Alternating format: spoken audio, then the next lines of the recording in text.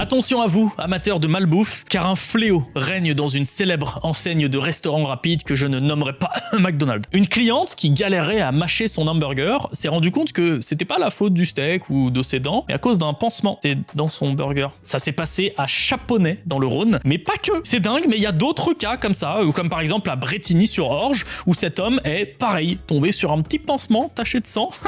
Ça fait bien plaisir tout ça. À Vesoul, la crainte d'une pénurie de sifflets pour mettre dans le derrière des cochons. Vous vous doutez bien qu'avec un titre pareil, je pouvais pas passer à côté de cet article. À Vesoul, donc en Haute-Saône, on célèbre la Sainte Catherine avec une tradition bien particulière et spécifique de là-bas. Les pâtissiers préparent des petits gâteaux en forme de cochon et enfoncent un sifflet en bois dans leur derrière pour former leur queue. Si vous voulez savoir pourquoi, je laisse les Vésuliens vous l'expliquer en commentaire. Moi, je suis juste là pour vous dire que, bah ouais, du coup, l'année dernière, il y a eu une pénurie de sifflets, ce qui a mis un gros coup de pression à la fête. Le camping, c'est cool. Surtout quand il s'agit de s'installer pépouze au bord d'une jolie rivière, comme par exemple le Doubs en Saône-et-Loire. Bon, par contre, c'est beaucoup moins drôle quand tu te réveilles en plein milieu de la rivière avec de l'eau de tous les côtés, comme une famille qui a été obligée de faire appel aux pompiers pour se sortir de ce mauvais pas suite à une petite montée des eaux.